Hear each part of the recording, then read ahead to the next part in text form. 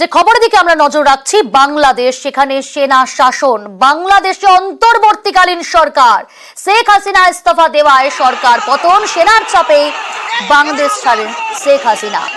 বাংলাদেশ ছেড়ে সেফ হাউসের উদ্দেশ্যে রওনা, কিন্তু কোথায় তার নির্দিষ্ট গন্তব্য এখনো পর্যন্ত স্পষ্ট হয়নি। শেখ হাসিনার সঙ্গে তার বোন শেখ রেহানা, তিনিও কিন্তু রওনা দিয়েছেন। গত কয়েকদিনে যে ছবি আমরা দেখেছি, অশান্ত হয়েছে, বারবার আগুন চলেছে বাংলাদেশে, মৃতের সংখ্যা নির্দিষ্টভাবে বলা যাচ্ছে না। জুলাই মাসের শুরু থেকে এই ঘটনার সূত্রপাত, পরবর্তী সময় দেখলাম যে তাদের এজেন্ডা কিন্তু এক, অর্থাৎ মূল দাবি যে ইস্তফা দিতে হবে বাংলাদেশের প্রধানমন্ত্রী পদ থেকে শেখ হাসিনাকে। এই দাবিতে ছিল অনর ছাত্ররা এবং তাদের এই আন্দোলন, সেই আন্দোলনের দফায় দফায় আগুন জ্বলেছে বলা যেতে পারে, দফায় দফায় অগ্নিগর্ভ পরিস্থিতি তৈরি হয়েছে এবং মৃত্যু হয়েছে 100-রও বেশি মানুষের, প্রাণ হারিয়েছেন তারা। আর এরপরই আজ দুপুর বেলায় পদত্যাগ করেই দেশ ছাড়লেন শেখ হাসিনা, সঙ্গে তার বোন শেখ রেহানা, তারা দুজনেই দেশ ছেড়েছেন। এবং তারপরেই আমরা দেখলাম সেনা প্রধান তিনি সাংবাদিক সম্মেলন করলেন এবং সেনা শাসন করবে এমনটাও কিন্তু জানিয়ে দেওয়া হলো। সেনার তরফ থেকে সেনাপ্রধান তিনি জানিয়ে দিলেন এবং সেনার শাসনে, সেনার অধীনেই থাকবে বাংলাদেশ। সহযোগিতা কথা বলেছেন তিনি, সহযোগিতা চেয়েছেন বাংলাদেশবাসীর কাছে, সবাইকে শান্ত থাকার কথা বলেছেন, অর্থাৎ যারা বিক্ষোভ দেখাচ্ছেন বিক্ষোভকারীদের শান্ত থাকার আর্জি জানিয়েছেন, আন্দোলনকারীদের ঘরে ফেরার আর্জি জানিয়েছেন সেনাপ্রধান জেনারেল। এবং তারপরেও আমরা সেনাপ্রধানের এই সাংবাদিক সম্মেলনে একবার শুনে নিই। দেশে একটা ক্রান্তিকাল চলছে, সমস্ত রাজনৈতিক দলের নেতৃবৃন্দকে এখানে আমন্ত্রণ করেছিলাম, আমরা একটা সুন্দর আলোচনা করেছি। সেখানে আমরা সিদ্ধান্ত নিয়েছি যে একটা ইন্টারিম গভর্নমেন্ট আমরা ফর্ম করব এবং ইন্টারিম গভর্নমেন্টের মাধ্যমে এদেশের সমস্ত কার্যকলাপ চলবে। আমি আপনাদের কথা দিচ্ছি, সমস্ত হত্যা, সমস্ত অন্যায়ের বিচার আমরা করব। আপনারা সেনাবাহিনীর প্রতি আস্থা রাখেন, দয়া করে আর এই ভাঙচুর, হত্যা, মারামারি, সংঘর্ষ এগুলো থেকে বিরত হন। আমাদের দেশের অনেক ক্ষতি হচ্ছে, অর্থ সম্পদের ক্ষতি হচ্ছে, লোকজন মারা যাচ্ছে, তো এগুলো থেকে আপনারা বিরত হন। আমি সমস্ত দায়িত্ব নিচ্ছি। সেনাপ্রধানের এই সাংবাদিক সম্মেলন, কিন্তু তারপরেও আমরা দেখেছি দফায় দফায় সরকারি ভবন, সেই সরকারি ভবনে কিন্তু দখল নিয়েছে সরকারি ভবন, কখনো গণভবন, কখনো জাতীয় সংসদ ভবন। সেখানকার জনতা, উল্লাসের ছবি আমরা দেখিয়েছি আপনাদের এবং পথে নেমেছে জনতার ঢল, সেই ছবিও কিন্তু আপনারা দেখেছেন। গণভবনের ভেতরে সেখানে তারা ঢুকে যান এবং জনতা দখল নেয় গণভবন, সংসদ ভবন, সেই ছবিটা আপনারা দেখতে পাচ্ছেন। গণভবনের ভেতরে বিক্ষোভকারীদের সেই উল্লাস, খাটের ওপর শুয়ে তারা উল্লাস করছে, স্লোগান দিচ্ছে। এবং শুধু তাই নয়, একের পর এক এই ছবিটা শ্রীলঙ্কার সেই প্রতিচ্ছবি কিন্তু বলা যেতে পারে। এবং গণভবন শুধু নয়, সংসদ ভবন, জাতীয় সংসদ ভবন দখল নেয় জনতা, সেখানেও উল্লাসের ছবি, আনন্দের ছবি আমরা দেখেছি। এই মুহূর্তে গণভবনে সেই বিক্ষোভকারীদের উল্লাস, খাটের ওপর শুয়ে এক বিক্ষোভকারী উল্লাস করছে। সেই ছবিটা আপনারা দেখতে পাচ্ছেন, যেখানে সেনারা দাঁড়িয়ে রয়েছে, কিন্তু সেখান দিয়েই জনতা তারা উল্লাস করছেন, জিনিসপত্র ভাঙচুর করছেন, জিনিসপত্র নিয়ে বেরিয়ে যাচ্ছেন। গণভবনের বাইরের ছবিটাও দেখতে পাচ্ছেন আপনারা। ঠেকানোর মতো সেনা কিন্তু সেখানে মোতায়েন নেই। এই সেই ভবন, আমরা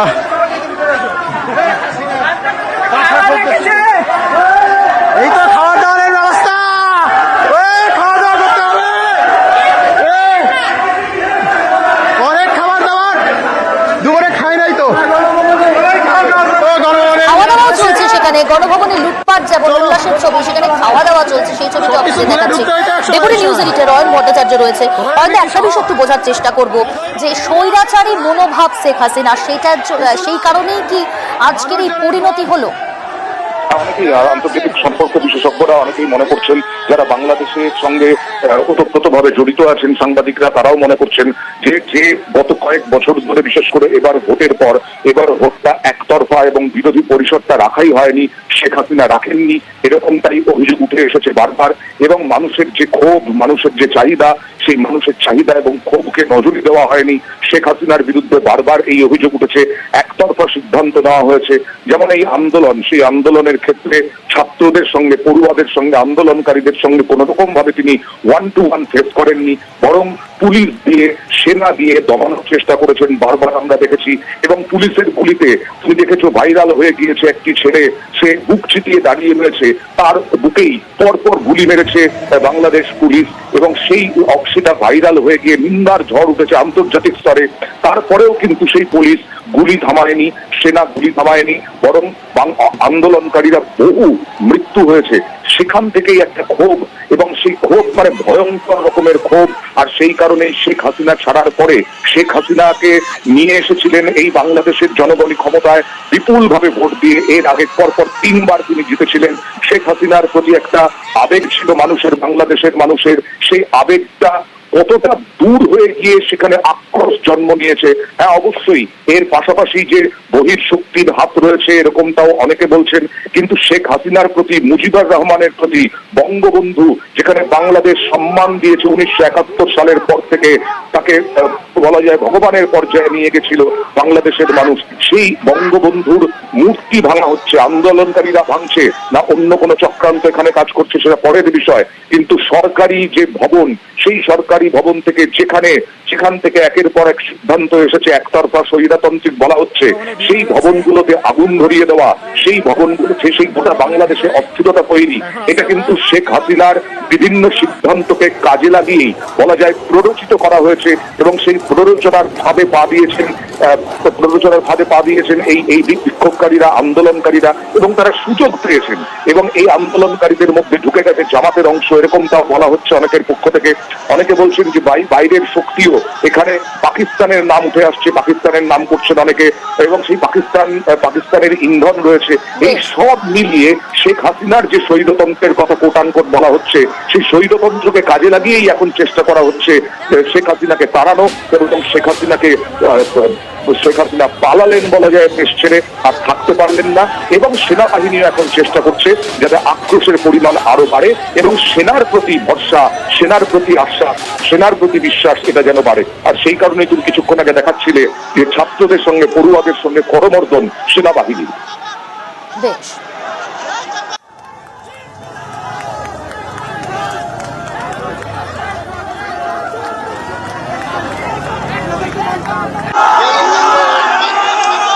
আর এদিকে বাংলাদেশের পরিস্থিতিতে উদ্বিগ্ন মুখ্যমন্ত্রী, সবাইকে শান্ত থাকার অনুরোধ মমতার। কোনো প্ররোচনায় পা না দেওয়ার আবেদন, সোশ্যাল মিডিয়ায় পোস্ট না করার আর্জি। বাংলাদেশ নিয়ে রাজ্যের মন্ত্রীদের মুখ না খোলার নির্দেশও দিয়েছেন তিনি। বাংলাদেশ নিয়ে যা বলার ভারত সরকার বলবে বলেই বার্তা মমতার।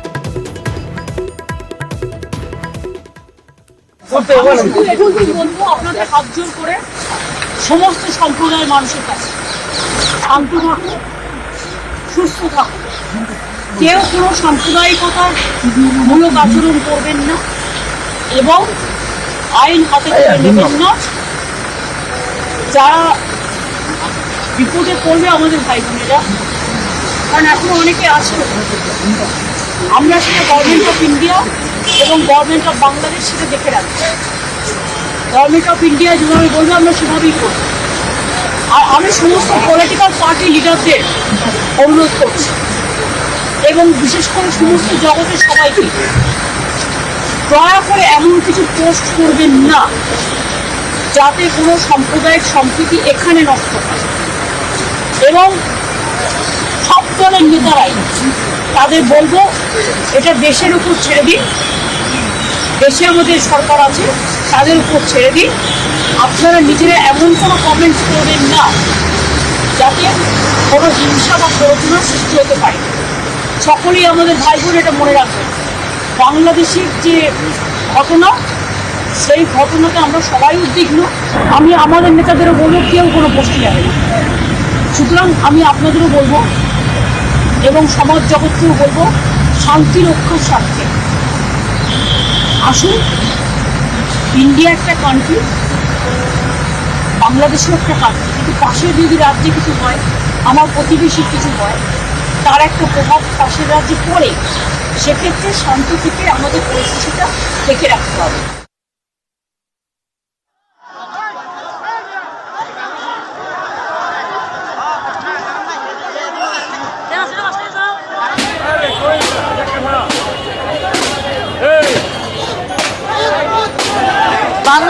অশান্তির জের বাংলাদেশে পরিস্থিতি নিয়ে সেখানে উদ্বিগ্ন রাজ্যের মুখ্যমন্ত্রী মমতা বন্দ্যোপাধ্যায়।